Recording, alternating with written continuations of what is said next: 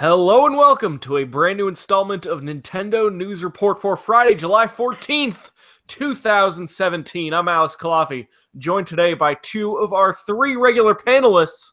That's one, Donald Terrio from Canada. Hello. I figured in honor of our main event tonight, I'd better pop the colors again. Might as well. I mean, I'm a former GameFAQs heavyweight champion, so. Truth Bullet. Now that is a reference to Danganronpa? Yes.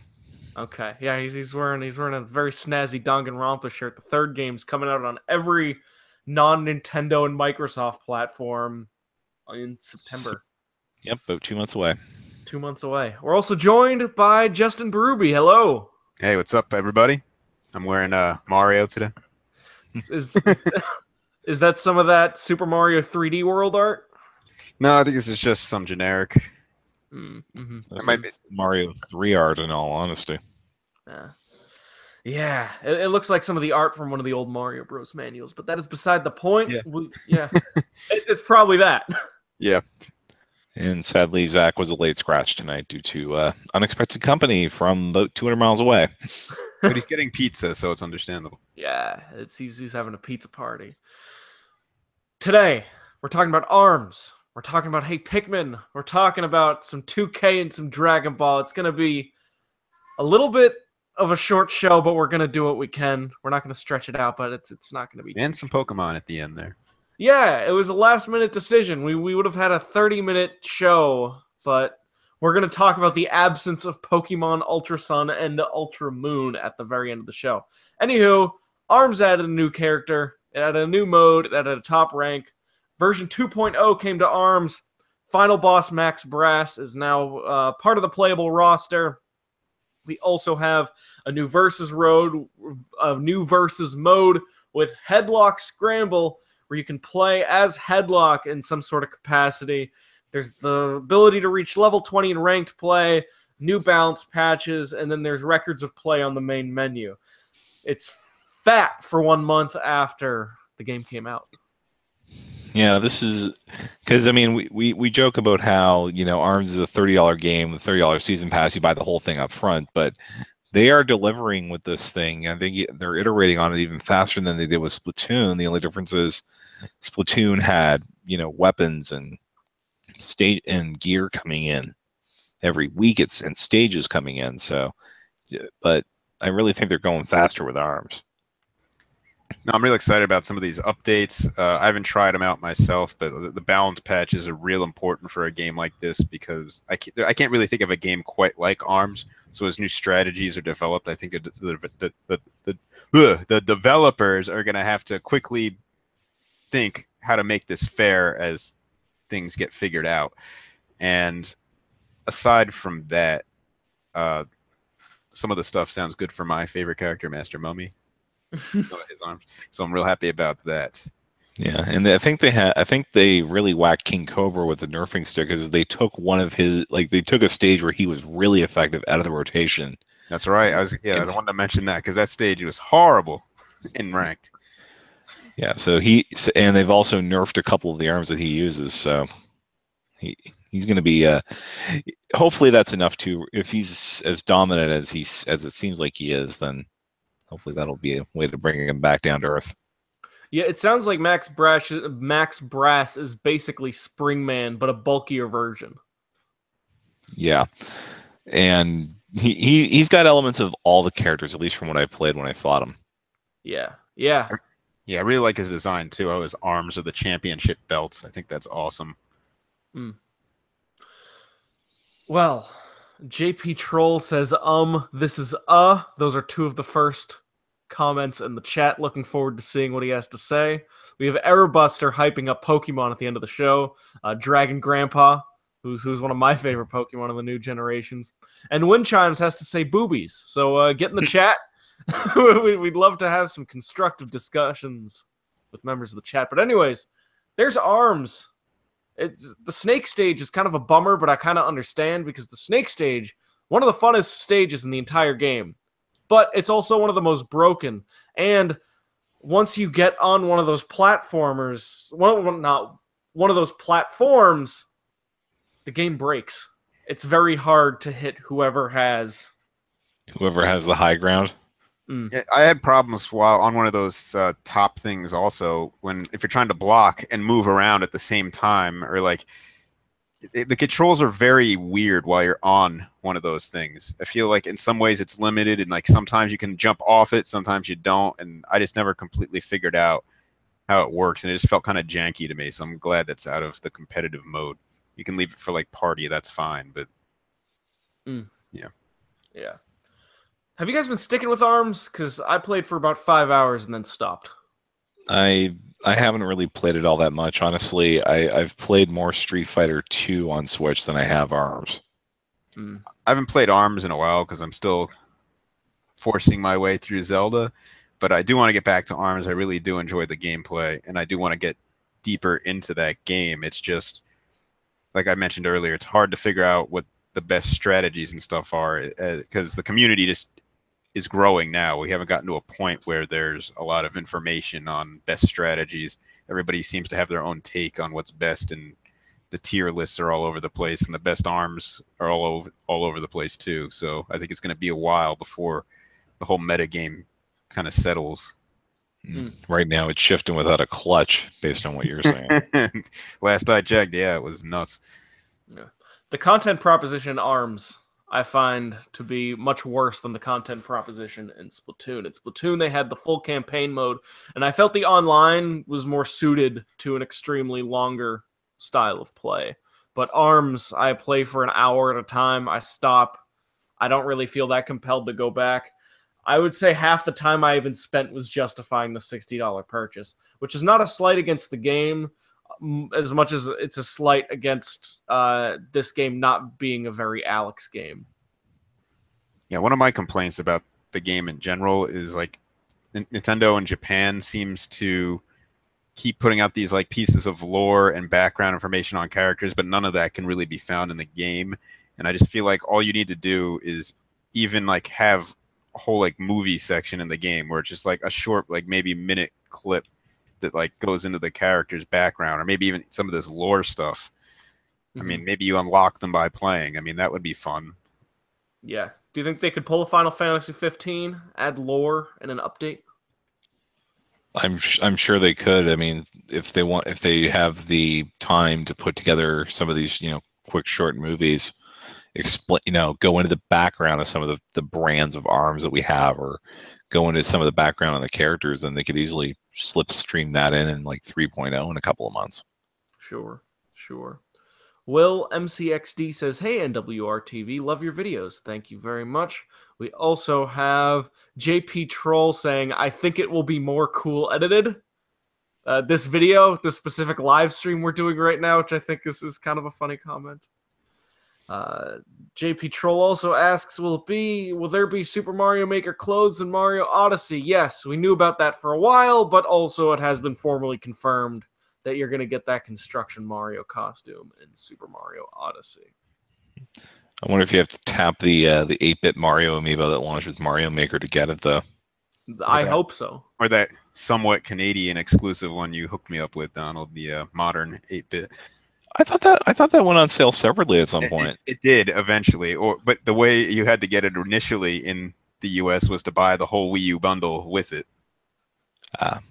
which is ridiculous. Airbuster asks, is ARMS going to die when Splatoon 2 comes out? ARMS seems to have launched at too light of a weight. I think Splatoon 2 is going to be a much stronger launch than ARMS was, and I think it will eat into ARMS capital at least somewhat. Yeah, I can see myself getting way into Splatoon 2 online again, but I haven't even unlocked ranked mode yet in ARMS, so I'm probably the wrong person to ask. That was the first thing I did in ARMS. I did level 4 and just immediately did that. But I think ARMS could get another jolt in the arm if they add it to that Nintendo Switch Online app. Mm-hmm. Do you think that's going to actually compel people to come back to ARMS? Because a mobile phone app that's not on the console proper, unless there are really big bonuses and they have a huge content update that brings a lot of mobile exclusive content, I just don't see it. I mean, they could do something where if you connect to Nintendo Switch Online, you get like a ton of currency in ARMS. So there's ways to incentivize it. Sure. I can say that the longer we talk about ARMS, the chat has dropped by about 5 people from 17 to 12, which means that maybe ARMS is a bit of a niche Nintendo game. Still. I'm sure We'll it is. see. But Yeah, we'll get its first. We'll get an idea of how it's doing in the U.S. probably by this time next week. So Sure. Has anyone played Kirby Blowout Blast? Chariot Goblin asks. I keep looking at it in the eShop, but I've not purchased it yet. I have it by way of Robo, etc. And it seems fun, but I'm just sort of trying to rein myself in until I get a bonus next week before I start going crazy on the eShops again. I have not played it. Do you have any interest? Not really. I mean, I may try it. I may get it. How much is it? $6, I think. I'll probably try it and just give it a shot eventually. It's just I'm not the biggest Kirby fan. I think he has some good games, but I think a lot of them are a little too slow paced and easy. Just for my personal taste. Yeah. Kurt Dog says, friend of the site, Curtis Bond says, Grr, stop talking about Nintendo games on this Nintendo channel. Jokingly, of course. And which is funny because I remember the early episodes of Nintendo News Report, that was 2014, 2015, we would make the mistake of talking about indie games for way too long, and you would see the chat drop in about half from 20 to 10, just from talking about a game like Chariot for 2 minutes too long. It's at least we're talking about the first party stuff is what I have to say about that. So speaking of first party stuff, there was a demo that dropped this week. 2, weren't there 2? I only played 1. Well, yeah, we played one. Well, you guys played 1 because the other one's like a trailer creator from Utopia, but we also have the Hey Pikmin demo, which I think came out in Europe 3 weeks ago. Small Dream, I bought Blow Up Blast day 1. Tell us what you think about it, and then I will relay it to the audience. Yeah, I played the Hey Pikmin demo. It came out Thursday. It's presumably the same demo that Justin played, which is a tutorial and 2 levels, one from the first chapter, one from the third chapter.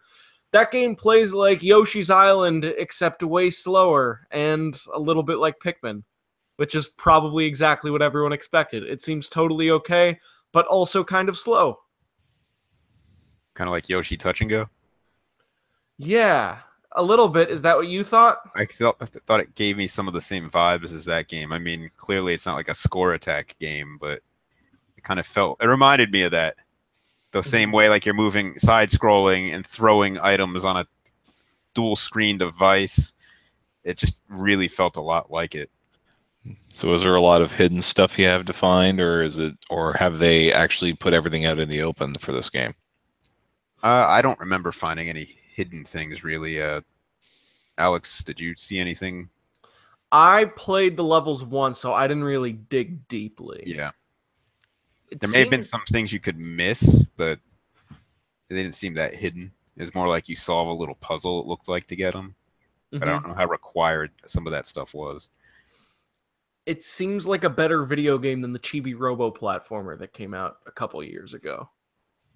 It doesn't seem like it's going to be the worst first-party platformer released on 3DS, but because Arzest is making it, and because it did have a slower pace, I have hesitations about that game going in. Yeah, but I mean, it's not probably won't even be the worst platformer Arzest makes on the 3DS. And well, I don't think you'll be too bummed if it ends up being a bad game for you, Alex, because you scored this week. Yeah, Donald, King of Segways, strikes again.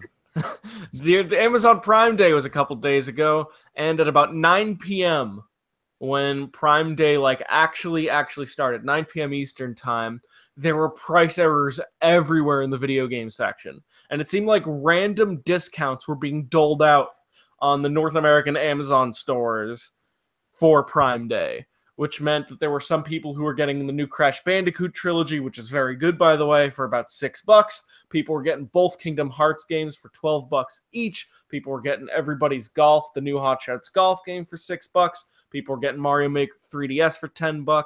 Donkey Kong Country Returns Tropical Freeze for $10. I ended up getting 2 games. I got one, Pikmin, for $6 something. Hey Pikmin. Hey Pikmin, for $6. I also got the Mega Man Legacy Collection 2 on PS4 for $7. Jesus. And I thought what ended up being the $15 copy of Final Fantasy 12 was bad. Mm-hmm. Because what happened with those errors was the same thing that happened to me, except I got a little kicker at the end because it seemed like it was applying the prime, like it was doing some prime discounting, but it was applying it multiple times for whatever reason. And I know that they had to kill the deals at some point because they had to fix it basically. And when it went back up, it was like $30. Yeah, well, it was $30. But on the positive side, as far as I know, none of the orders have been canceled. Mine haven't been canceled, and the people who bought games that are already out, all of them have been delivered already. Yeah. Noted bot Wario64 posted a picture of like 10 games he got from those glitches. Ever Oasis was about $12 to $14. I remember I had Ever Oasis in my cart for $14, and I decided against it because I wasn't sure that it was a game I would enjoy. Should have gotten you to pick it up for me because I would have taken advantage of those deals, except my Prime account's in Canada. We didn't get shit for that. Oh, really? Yeah, so it was just the US. It was just the US store that was messing up. Although, like I said, because basically what happened with me and the Final Fantasy 12 is I got the Steelbook edition. It was supposed to be like $50. They double applied the Prime discount to make it 32, and then after it shipped, they still gave me back $15 plus tax for the pre-order price guarantee because the price changed on it before it came out. Yeah, I heard that was happening. Like with Mega Man Legacy Collection, Wario64 was saying something along the lines of because it went from $16 to $14 on Amazon naturally, his $7 order became a $5 order. That's so that might be reflected on me too. Yeah, these deals are the reason you keep Prime around. That and if you like some of their TV stuff. Ms. 1K3 says that he saw that the third level in Pikmin had 2 exits, so multiple paths is the implication. Yeah, I didn't play the third level, so thanks for bringing that up. You didn't play it? I played the first 2. I didn't the tutorial in the first level. And then they kicked you out the demo? We were running out of time, and I didn't get a chance to do that third one. Oh, well, if you're curious, it's a harder level, which means it's a slightly better level. So if you have the 700 blocks, I do recommend download. Yeah, I'll download it. I try to download all the demos. Really? It is, then just save it. Do you have it on like a separate 3DS for archival purposes? No, I have all the demos downloaded. Yeah, I'm just wondering because I know the 3DS is like a 300 icon limit. Yeah, I don't know what I'm up to as far as that goes, but I am seriously worried that I'm going to hit that sometime before the 3DS goes away. Yeah, I buy all the retail games, so I don't have to worry about those taking up space. So that probably helps. Yeah, that's my problem. I don't like to have to carry around my game case, so I download it when I can. And that was the reason I had an R4 as a kid. Oh, did you? Yeah. Kurt Dog says he really enjoyed the demo. Small Dream says, I quite like Blowout Blast. If you liked the Kirby 3D Rumble, you'll like it. It can also get difficult if you're trying to get a good score. I read in a review that it takes about an afternoon to finish, so it's quite short. Yeah, I think I got through the one that was in Robobot in about an hour, but if this is an expanded version of that, then yeah, it's probably a good 5 or 6 hour game. RP Gamer. Prime Day in Canada messed up on movies and anime. One of my friends ended up getting about $1,000 of anime for $150. Most were $1 to $3 instead of $40 to $60. And I was broke this week. Yeah. God damn it. Charge. Then again, anime is a mistake. So maybe I was lucky that way. So I think some anime were a mistake. I think every so often you'll see very specific anime that were a mistake. But the Miyazaki films, and then you got Hajime no Ippo, and then you got Cowboy Bebop. I think some anime have enriched art as a whole. Yeah, especially F-Zero.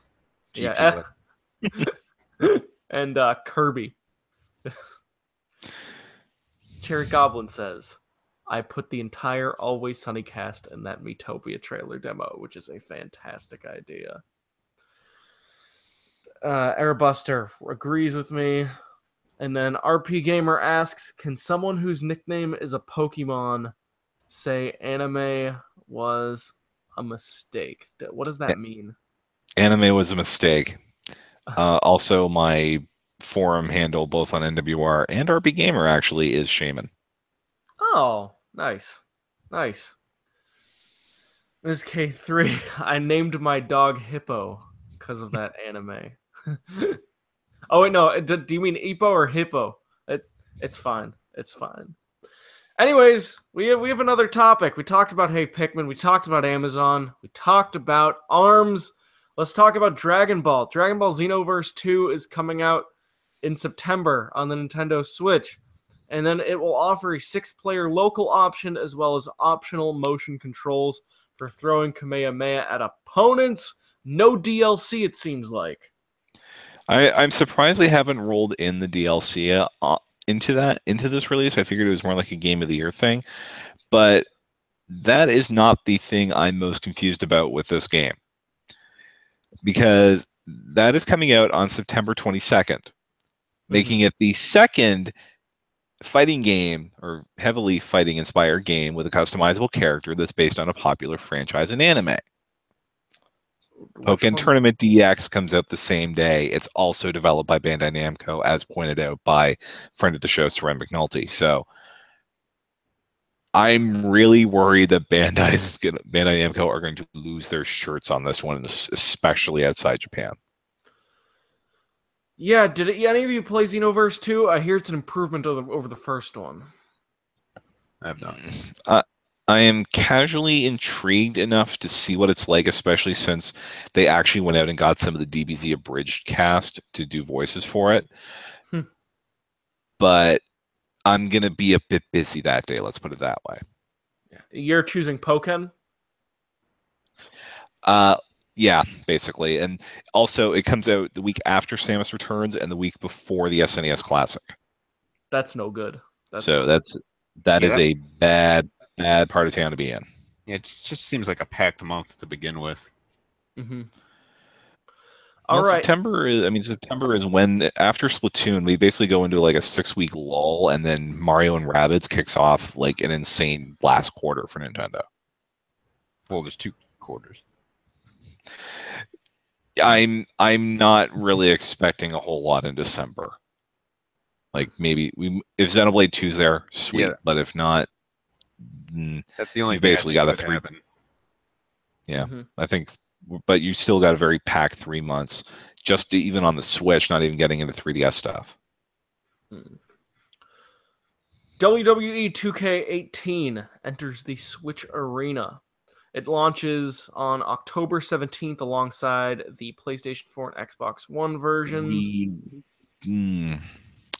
That's what your news story says. Yeah, and that was what we were originally told. I probably should have went back and adjusted that because like a day or two later, the official word was it's going to come out in the fall. So we don't really have a lockdown date for that yet.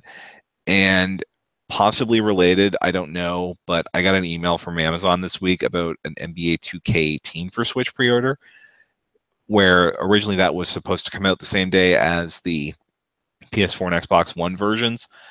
That is now a we don't know date. Like, it basically gave me the placeholder of December 30th for that game coming out for me. So I would think that it's probably not going to be too far from the other versions, but I'm thinking that like the portability is going to have to be a big factor for these games selling on Switch, because they're probably going to miss the big release day by a few days, unless it's just a matter of pre-orders with NBA 2K and WWE get the game 4 days early, so maybe they're not doing that on Switch. Who knows? Small Dream thinks that we could get Fire Emblem Warriors in December. That could be it too, but then you have Mario and then skipping all the way to December unless Skyrim comes out then. That's true. Fire Emblem Warriors does make a Yeah. lot more sense in November. Yeah, and I'm I really wish that they had a new developer for WWE games in general, because I'm pretty sure there are animations in 2K17 that date back to SmackDown on the PS1, which came out when I was in my freshman year of high school. Hey, I'd be fine if they just gave the whole WWE franchise licensing rights to Sin Sophia so we can get the sequel to No Mercy that we all want. Yeah, basically that, except I wonder how many of those people are still with the company at this point. You know, I don't know. I don't know. But I'm willing to chance it because I want it that bad. Donald, Yeah. what's this NBA 2K business? Basically, like I said, NBA 2K was originally announced to be coming out on the Switch the same day that it does on PS4 and Xbox One. And people who pre-ordered the game on Amazon this week got an email saying it's been pushed to a placeholder date of December 30th. Mm-hmm. So originally it was going to be the same day. Now, like I said, it's just going to come out on Tuesday for everybody on Switch as opposed to the Friday for if you pre-ordered it. But we don't know. 2K isn't talking right now. Okay. So maybe we'll get 2 sports games this holiday season. Oh yeah, I think we'll still get them before the year's out. I'm just wondering if it's a matter of days or if we could be looking at like several weeks between the big console releases and then the Switch release. Mm-hmm. RPG Gamer asks, Donald brings up a very important argument. SNES, Super NES, or SNES? Super Nintendo or SNES. I sort of flip back and forth. It's kind of like I think the Beastcast this week compared it to like pop or soda, or how you refer to running shoes. I think it is highly regional, but I've used all 3 of them pretty much interchangeably. Well, okay. How about this one then? Because I remember when Mr. Iwata was talking about the Super Nintendo, he would say Super NES. Yeah, that's all right too in my book. Yeah. So SNES, Super Nintendo, Super NES, those are the 3. Wrap it up, boys. Yeah, I agree with that. Yeah. Everybody, I'll play that. Aerobuster says Warriors doesn't seem like a game that will miss a date. And to that I say you're probably right because it's Nintendo, but Tecmo Koei misses dates for Warriors games all of the time, albeit it's only for a short period of time.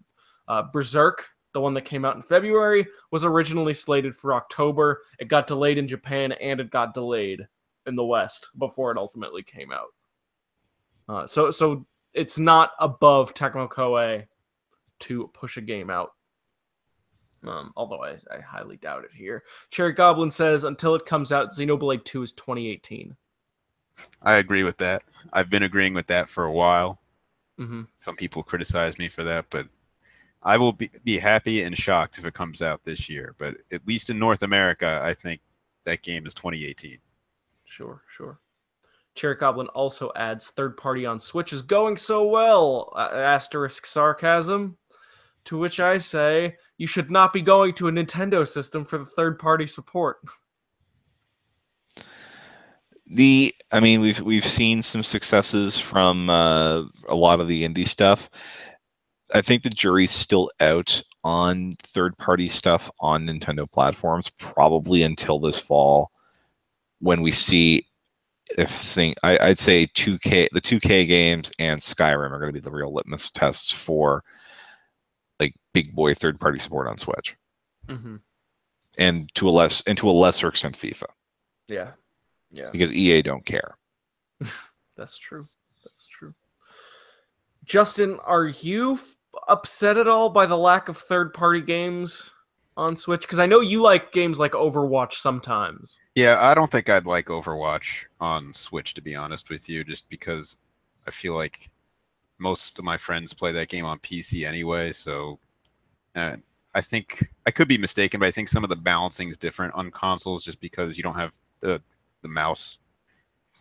Keyboard So, I mouse mean, factor. yeah. So I honestly, Overwatch isn't a game I'm really looking forward to trying on Switch. I mean, the portability would be cool, but I just think it's more suited for the PC environment.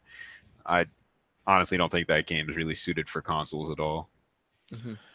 But Yeah, I'd like to see more third-party support on Switch. But I mean, some of the third-party stuff I want probably won't be happening, like a new Mega Man game. Mm-hmm. not unless Nintendo pays up. Yeah, And we've seen, like, I think a lot of the problem is, like, a lot of the third parties are going to games that require you to be online for sometimes no readily explainable reason, but they require an online connection, which you cannot guarantee on the Switch. So that's probably why we're not going to. There's a lot of stuff there that we can't see on Switch just because it just, like, we're not going to see Plants vs Zombies Garden Warfare, which would be something that would probably work really well on the Switch in the style of Splatoon, but that's never coming because for whatever reason that game you have to be online to play it. Mm-hmm. Mm-hmm. But or Yeah, maybe go ahead. Nintendo can let you connect through their app to do that, just like they force everybody to be online to play Super Mario Run. Mm-hmm. Yeah. although we did just get word from the Jackbox folks that apparently Jackbox Party Pack 3 did well enough on Switch that they're actually bringing the first 2 packs to Switch as well.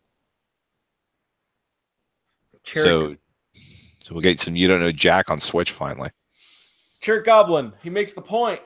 I don't go to Switch to Nintendo for third party. People are acting like the Switch would fix everything.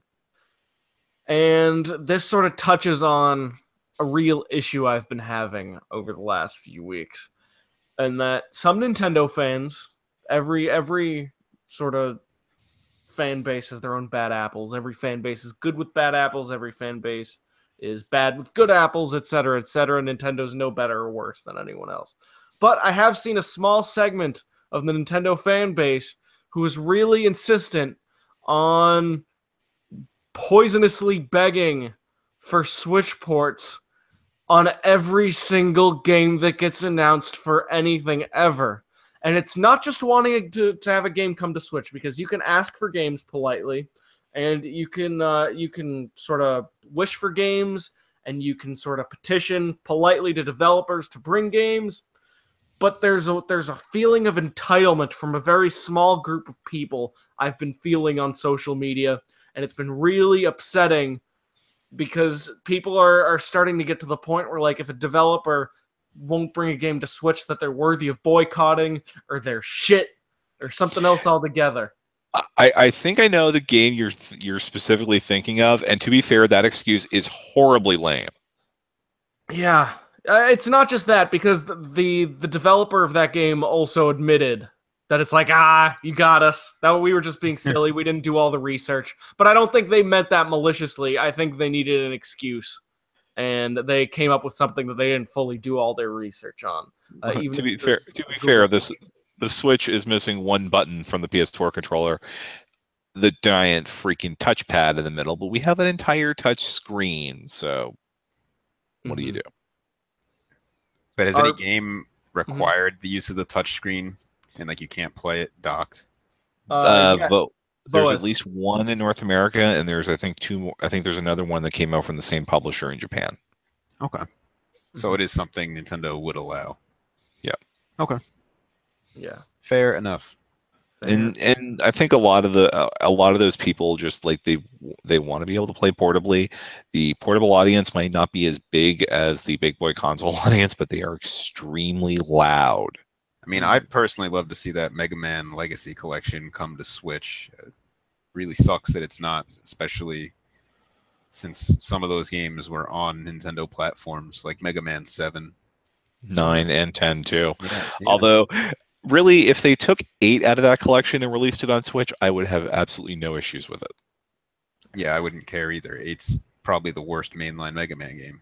I mean, that collection baffles me a little bit because I think there's some omissions. It doesn't have Mega Man and Bass, right? Which is a mainline Mega Man game. It's like a spin-off, but even in like some of the plot stuff, I think in Mega Man 9, I think it showed the ending of Mega Man and Bass when they showed like the montage of all of them, which is weird. And so it's like the closest thing from a spin-off you can get to a mainline Mega Man game. It's weird. Yeah. But yeah, and I don't understand why the arcade. I mean, if it came to Switch, I think putting the two Mega Man arcade games on it would be a no-brainer with the detachable Joy Cons. You could like they did with the Anniversary Collection on GameCube that had the 2 fighting games. Yeah, and those are short but fun in my opinion, and it'd be great to just be able to pop that in the Switch and play that game with 2 people instantly. It's dumb not to, in my opinion. Make it happen, Capcom. Yeah. Airbuster says it would be nice to have some third-party stuff, but Nintendo went in a way different way with their hardware's fidelity. Just can't see things going back to GameCube levels, which is fair. Although I recall GameCube's third-party support being pretty good, but not necessarily on par with PlayStation 2 and Xbox. Like the GameCube, I would say got about a half to 2/3 of the third-party games that came out on PS2 and Xbox in that generation. That's good. I think the downside is a lot of them were the weaker versions. Yeah, and a lot. And even though the GameCube was as powerful as the PS2, in some cases better, but between disc size and the fact that you legitimately had one less button on the controller, you couldn't do. There were some games that would be harder to adjust to the GameCube than, say, a down port if you're already doing things to make this run on an NVIDIA Shield. Mm-hmm. Yeah. We also got in chat, Kurt Dog says, if a game comes out on all 3 consoles, I will buy it on Switch, no questions asked, which is a very common sentiment I see on Twitter of the reason why Switch is so good is because it's portable. There are plenty of people who only play the Switch portable. I would say I'm about an 80-20 split portable to home console. I'd at least like the option. Like would I love to have the Final Fantasy 12 on Switch so I could, play it, do a quick dungeon while I'm in the bathroom? Sure. Mm-hmm. But, that's Square being Square. And hell, Square is the publisher for every PS4 disc game that I own right now. So I'm probably the wrong person to ask. RP Gamer says, Switch port begging is so incredibly annoying as a community manager. There's a certain element that is super antagonistic. And that's sort of is in line with my feelings. Granted, I'm not a community manager like our friend here is, but I do agree that Switch port begging gets antagonistic against the developers and the publishers when they just have their own business plan and they're just doing their own thing, and there's nothing morally wrong with that. I mean, I'm not against people asking for it, but being malicious about the whole thing is bad. Asking is fine. It's doing like 100,000 strong for Mega Man Legends 3 to come back. That stuff is great because it's the community getting together and being polite to bring a game back.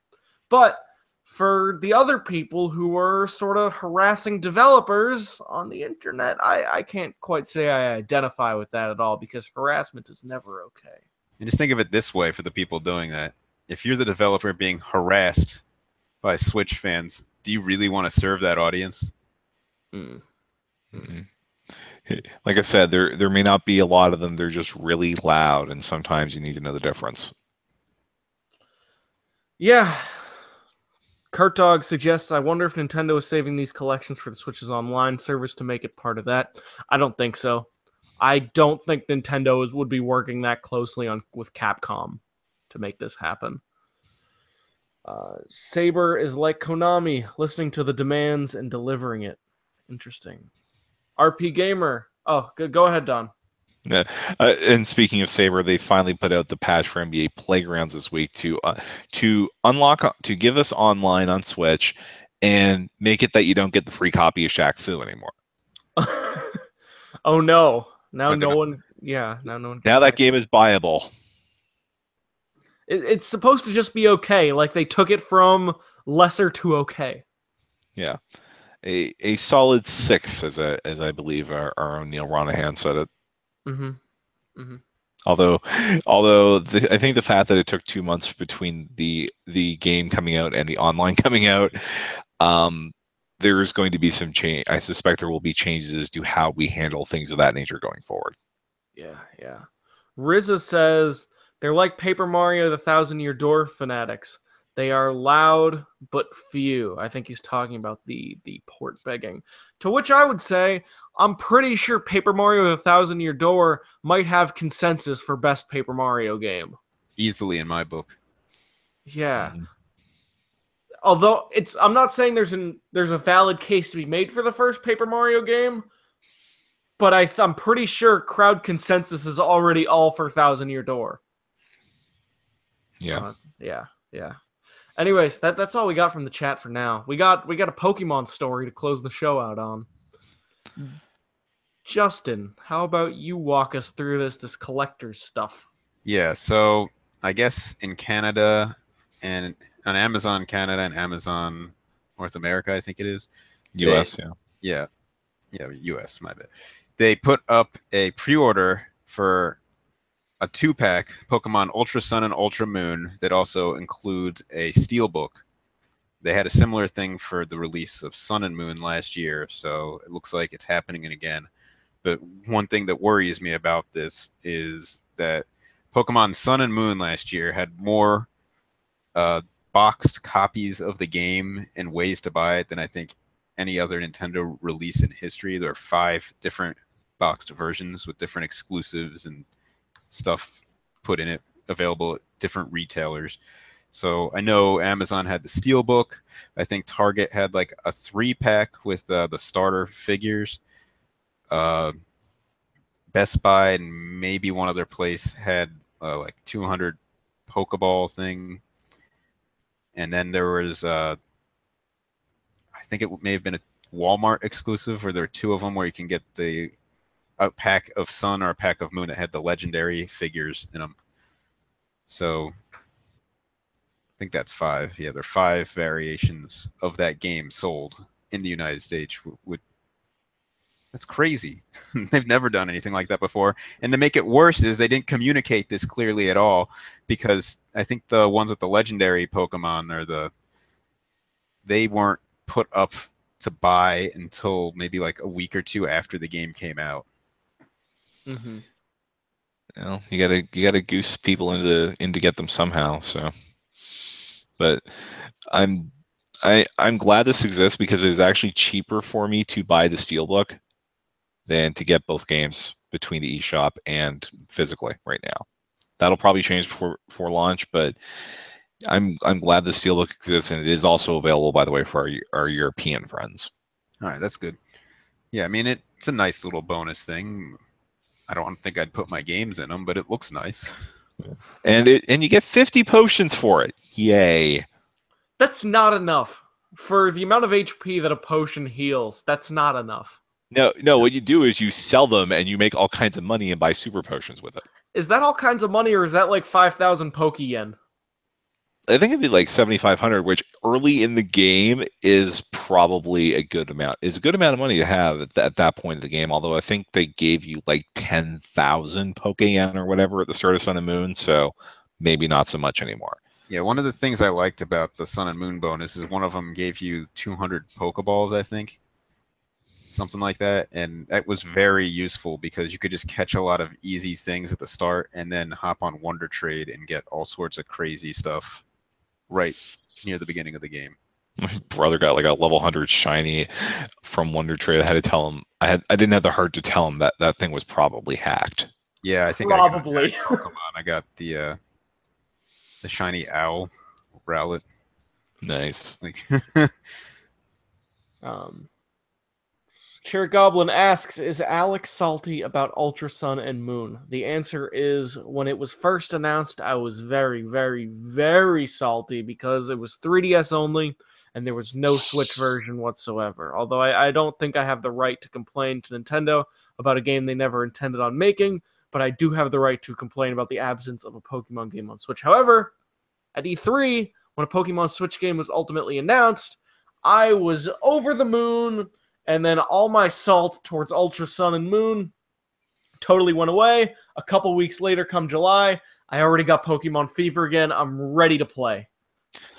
Yeah, just we haven't had anything come in yet as far as what's going to be in Sun and Moon. I mean, even the latest Korokoro came out. We got nothing for Sun and Moon, or Ultra Sun and Ultra Moon, but that is, I think, standard issue for for these sequel games. I don't think we got any news about Black and White 2 after their announcement until about at least a month and a half later. Mhm. Yeah, the Black and White 2 is the reason I'm worried about these games so much, because I thought Black and White 2 were pretty weak Pokemon games, especially coming so quickly after Black and White. It just felt like complete rehashes, but they're touting it as a sequel, but it was like the third version split into 2 games. It just seemed like the biggest money grab in Pokemon of all time, in my opinion. They have not yet begun to grab, my friend. Have you seen some of the prices in Pokemon Go? Well, Pokemon Go is a completely different thing, and I have been playing that, but yeah. You know, Justin, there are very few things we can agree on as far as best and worst Pokemon game. But what we can agree on is something that not many people agree on, which is that Black and White 2 are relatively weak Pokemon games. And I feel very strongly about that. It felt like the same exact game to me, with like more story, and the story in Pokemon is never very good. So it just threw more of that in my face. Yo, the post game was just the early part of Black and White, but with higher level Pokemon. Yeah, I didn't even beat it, so I didn't even see A that. lot. I thought a lot of the post game, a lot of the reason the Black and White gets pimped is because of like the Pokemon World Tournament. That which is and a wonderful thing. That and the movie studio. Mhm. Oh, listen, that type of thing in Pokemon games. I'm gonna go off on a little tangent here. Where they're like, this game is so awesome. We added something that's so much fun, and it's like something like the movie studio. Or look, you can put a mustache in your Pokemon and watch it hop around a stage and everything. And then they tout these things as great innovations, bringing tons of like fun to the Pokemon games. I hate that garbage. It's not fun. It's boring. You just sit through stuff, and it takes away from the core gameplay mechanics completely. I don't know if there's an audience for that stuff in Pokemon. I don't have research, but it's just horrible in my opinion. Especially when they force you to like go through it at least once to continue through the game. Mm-hmm. Rizza says Alex was salty about Ultra Sun, Ultra Moon, like Thousand Year Door fans, blowing shit out of proportions. I prefer the term emotionally intelligent. Kurt Dog Gaming said, I dug Black and White 2 just for the fact that it gave us really good Pokemon early on, and it also, Justin, you'll appreciate this, gave us the first step to improving EV training. Says Kurt Dog. I do appreciate that, but I feel like it didn't become like a huge thing till X and Y. And now we have a way to sort of boost the IVs, which in an interview I did for X and Y, they said they were never going to do that. So I'm glad they're open to these changes. Mm-hmm. I hope Ultra Sun and Ultra Moon, they have an easy way to get Pokemon to level 100 consistently. Because if that is going to be the requirement for the IV training, we need to speed up the process of leveling as well. Mm-hmm. And some people will complain like, oh, this takes away from the game. I don't think any of that stuff really takes away from the game, because if you make it easier to level, I mean, post-game, obviously, if you make it easier to get your Pokemon leveled up in the IVs you want, you can start exploring the deeper mechanics of battling. And I feel like there's a huge game to be played there in the Pokemon series, but so few people have access to it because the time required to actually test things out is astronomical. Or you hop on a simulator, which so people go on a simulator, which why did I buy the game? So I think it should be easier. I agree with you, Donald. I think we'll get news soon for Ultra Sun and Moon. I think next 2 to 3 weeks we'll get it, because I think we're overdue to see what they mean by new Pokemon, and I think new Pokemon means new Alola forms, a couple new Ultra Beasts, the new forms, and I hope new Pokemon, but I still am hesitant to commit to that. Yeah, I think if they're going to keep compatibility with Sun and Moon for trading in these games, they can't introduce a new Pokedex number. But they could even put Mark Shadow, the legendary that came out in Japan, in the game and say that's your new Pokemon because it's already in existence. Marshadow already exists in the West, by the way. Okay, yeah. It's the trailer came out a few weeks ago. Okay, yeah, but I think we got spoiled by Sun and Moon dropping news literally every 2 weeks. So I think once we start to see news from Ultra Sun and Ultra Moon, it's going to be a little bit steadier. Now, one thing I do want to bring up is the possibility that new Pokemon could come to these games, and all they have to do is update the older games to allow it. They did not update X and Y when Omega Ruby and Alpha Sapphire added a bunch of new megas. I really wonder if they would bother to update Sun and Moon for completely new species. With Sun and Moon, there's a first time for everything, which is something I think we learned many, many times in Pokemon Sun and Moon. Yeah.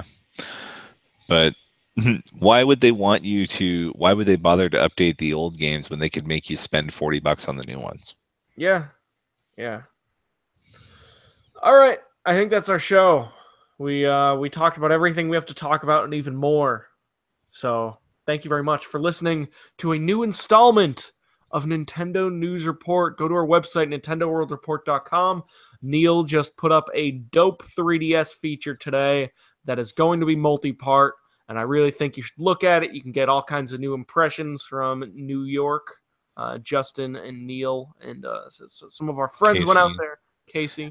We have a giant Hey Pikmin preview from Don Koopman on the site now. And last week, about this time last week, actually, I had an article for what the 3DS could have next year. It's actually more than people realize. Yeah, absolutely. Also, patreon.com/NWR. Support the site that supports this show. We have plenty of Patreon content going up all the time. Plenty of things to vote for. Plenty of podcasts that are exclusive to the Patreon, including me debating with a few other Nintendo reporters like Donald on what the best Pokemon generation is, which I think is still Patreon exclusive, right? It is still Patreon exclusive, yes. Also Patreon exclusive, I mentioned it in the description on YouTube, but we've got people working to bring back the Lost Art of the Instruction booklet. And patrons of a certain level can see the benefits of that. Patreon.com/NWR. Sure. Justin Berube is King Nintendo Fan on Twitter at King Nintendo Fan, all one word. Donald is there at Donald Mick, DONALDMICK. Also at NFR Podcast for Nintendo Free Radio. That's Donald's other podcast. Anything good happening there? We managed to finally get our E3 show out of a very tough editing, and we'll probably be going again this weekend for a new show that'll probably be out hopefully by this time next week, but I can't guarantee that. Sure. Also, I am at Kulafia, CULAFIA. That's my name. Don't wear it out. That's our show. Have a good weekend. Stay safe. Bye-bye. Stay fresh. Go ice cream. Cake. Bye.